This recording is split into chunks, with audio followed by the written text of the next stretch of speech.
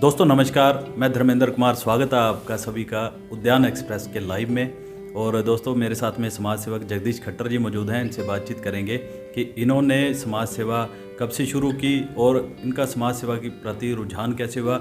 इनकी अलग टाइप की समाज सेवा है जिसके बारे में मैं आपको थोड़ी सी जानकारी दे दूं, बाकी ये बताएंगे खुद कि ये जो लोग अधरंग के मरीज होते हैं, जिनके हाथ पैर टूट जाते हैं, उनका इलाज नहीं हो पाता तो बेड पर पड़े पड़े बेड सोर हो जाता है। और बेड सोर होने के बाद, बेड सोर मतलब कि जख्म हो जाते हैं उनकी पीठ के नीचे और उनमें कईयों में कीड़े पड़ जाते हैं, तो उनकी सेवा बहुत कम लोग करते हैं। डॉक्टर भी उनकी सेवा करने पर उन पे हाथ लगाने को राज़ी नहीं होते। उनकी सेवा ये लोग करते हैं, बड़ी ही कठिन सेवा है।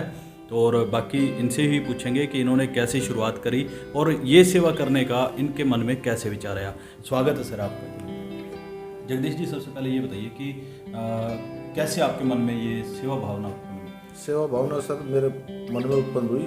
मेरा बेटा था जो काफ़ी बीमार रहता था, उसके हार्ट में वाल में सुराख था सर। उसको लेके मैं काफ़ी परेशान था, बच्चे को लेके अपने। तो मैं क्या नाम सन 2000 में उसको प्रतिदिन लुधियाना लेके आना जाना मेरा होता था। 28 दिन लगातार सर मैं लुधियाना आना जाना। तो मैं उस समय मेरी स्थिति ये हो गई थी कि मैं अपने बच्चे से ज़्यादा बीमार हो गया था सर। ठीक है, तो वहाँ आपको किस तरह की मदद मिली? जो बच्चे का कैसे ऑपरेट हुआ? क्योंकि उस वक्त आपकी आप भी अभी आप चौकीदार की नौकरी कर रहे हैं तो आपकी ज़्यादा सैलरी नहीं है। उस वक्त भी मुझे लगता है ज़्यादा सैलरी नहीं रही होगी, तो फिर मदद कैसे हुई आपकी? सर क्या नाम है, उस समय मदद मेरे दानी सज्जनों के सहयोग से ये ऑपरेट हुआ था मेरे बेटे का। तो फिर मेरे वो जब मैं देखा कि मगर जब ऐसे लोग सेवा कर सकते हैं तो मगर मैं भी क्या नाम है एक इंसान हूँ और मुझे भी क्या नाम है अपने हाथों से लोगों की सेवा करनी चाहिए। तो फिर क्या जो बड़ी कठिन सेवा है, तो कैसे विचार आया इस कठिन सेवा को शुरू करने के बारे में? कठिन सेवा के बारे में विचार सर ये आया मेरे को। मैं जब अपने बेटे को लेके जाता था तो हॉस्पिटल के अंदर मैं देखता था लोगों के कटे हुए ऐसे ही पड़े रहते थे, कीड़े वाले आदमी जो अभी इलाज नहीं शुरू होता जी लाइन में पड़े रहते थे।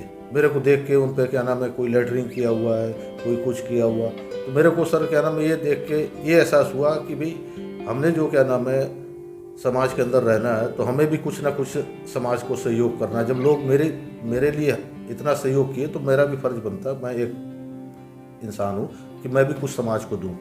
फिर शुरुआत कैसे हुई? शुरुआत सर क्या नाम है, शुरुआत तो पहले से मैं अपने अकेले करता था, मैं जितना होता था थोड़ा बहुत। तो उसके बाद मैं यहाँ शहर के अंदर अपने एक संस्था से जुड़ा सर। उनके साथ में करीबन 2 साल रहा मैं। तो सर उस संस्था में मैं ये देखा था, हम लोग जो शहर के अंदर लावारिस आदमी जिनको बोल देते मनबुद्धि पागल जी, तो उनको हम ढाबे पर ले जाते थे हर इतवार को, और हर इतवार को नहवा के और उनको फिर वो उसी जगह स्थान पर छोड़ दिया जाता था। ऐसे कर्म क्या नाम लगातार 2 साल तक चलता रहा सर। फिर मेरा दिल गवाही नहीं देता था, मगर आज एक दिन इसको नहवा के हम फिर उसी हालत में छोड़ देते तो हमारे को फिर मैं उस संस्था से अलग हो गया सर। फिर मैं अपना धीरे धीरे काम करने लगा। फिर उसके बाद मेरे को पता चला अपने धर्मेंद्र जी हैं, उनकी एक नवमित्रा सेवा समिति थी जो पौधारोपण का स्कूलों में कार्य करती थी। मैं ही था वो। हाँ नहीं तो आज तो अपने पौधारोपण का काम करती थी। तो मैं उनसे संपर्क किया तो उन्होंने बोला कि जगदीश जी आपका काम बहुत अच्छा है और हम आपको क्या नाम है अपनी संस्था में प्रमुख सेवादार बनाते हैं जी। फिर मैं उनका बहुत बहुत धन्यवाद किया, धर्मेंद्र जी का, मगर जी पूरी टीम का धन्यवाद किया। मगर जी आप लोगों ने मेरे को इतना सराहा है तो मेरा भी फर्ज है कि मैं आपकी टीम में रहकर कोई अच्छा काम करूं। फिर उसके बाद सर मेरा ये विचार आया मगर भी इनको किसी आश्रम में शिफ्ट किया जाए जो हमारे शहर के अंदर 25-30 आदमी घूम रहे हैं, जगह गलियों में भटकते फिर रहे हैं। फिर हमने शुरुआत इसकी क्या नाम है कर दी। आज हमारे शहर के अंदर सर कोई भी लावारिस आदमी नहीं है, और उनको आश्रम में छोड़ा हुआ वहाँ पर सही होने के बावजूद उनके घर पता चलने के बाद उनको घर तक भी पहुँचाया जाता है।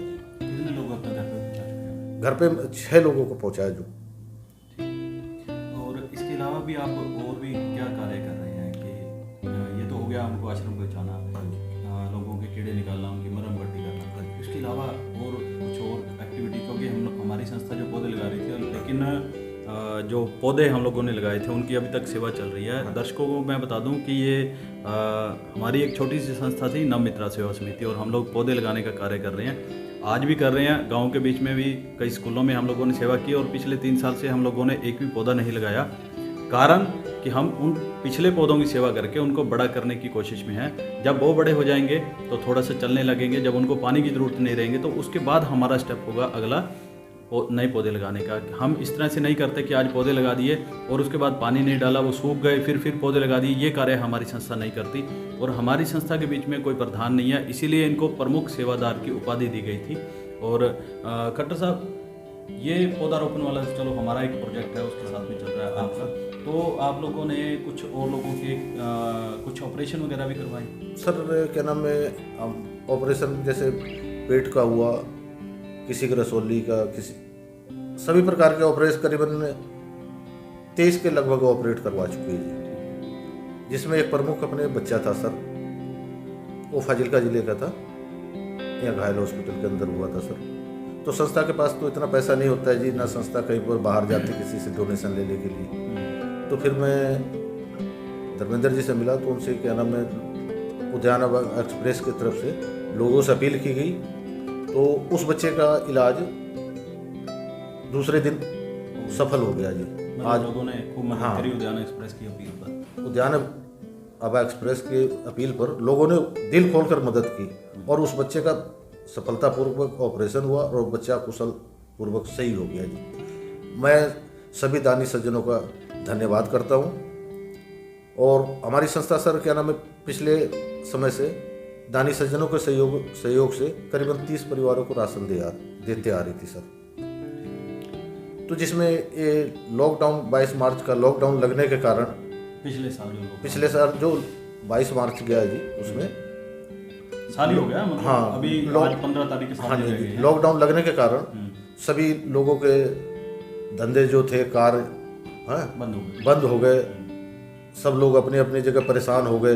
तो इस करके हमारे राशन की सेवा में भी काफ़ी परिवर्तन हुआ जी। करीबन अब इस समय भी हम क्या नाम है, दानी सज्जनों के सहयोग से 10 परिवारों को राशन अब भी दे रहे हैं सर। ठीक है खट्टर साहब, ये होगी आपकी सेवा के कार्य जो हैं। तो अब अगला आपका प्रोजेक्ट क्या है कि सुना था कि आप एक आश्रम बनाना चाहते हैं, और जो लोगों कीड़े पड़े हुए हैं या मंदबुद्धि हैं उनकी सेवा करना चाहते हैं, और ये भी सुनने में आया कि ये प्रोजेक्ट आपका अभी ड्रीम नहीं पूरा हुआ क्योंकि लॉकडाउन लग गया और दानी सज्जन नहीं मिले। तो आप किसी संस्था के साथ में अभी और जुड़े हैं जहां आश्रम है और वहां आप सेवा करने जा रहे हैं? मैं सर, हमारे पास क्या नाम है, इसी लॉकडाउन की वजह से हम लोग भी काफ़ी परेशान हो चुके, तो हमारा आश्रम बनाने का तो प्रोजेक्ट नहीं पूरा हुआ, लेकिन हम अपना घर आश्रम में, जिनकी 35 ब्रांच इंडिया के अंदर है, चल रही हैं, हम उस आश्रम के मेंबर जरूर बन गए।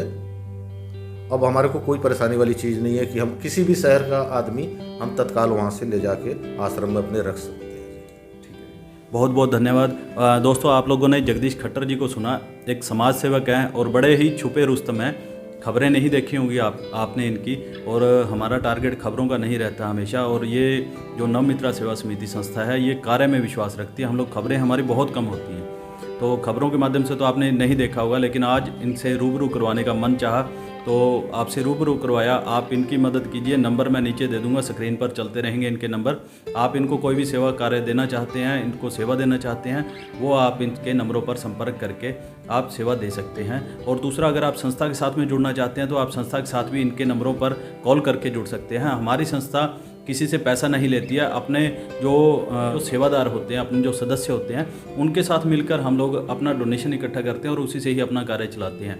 बहुत बहुत धन्यवाद दोस्तों। और आपको एक बात बता दूं कि आने वाले दिनों में शहर के जो अच्छे समाज सेवक हैं उनसे आपको इसी तरह से रूबरू करवाता रहेगा उद्यान एक्सप्रेस। आप सभी का बहुत बहुत धन्यवाद। और दोस्तों, वीडियो को भी ज़्यादा से ज़्यादा शेयर कर दें, ताकि जो समाज सेवा कर रहे हैं और जो समाज सेवा से जुड़ना चाहते हैं वो लोग इससे प्रेरित होकर और आगे भी समाज सेवा करते रहें। धन्यवाद दोस्तों। जय भारत, जय हिंद।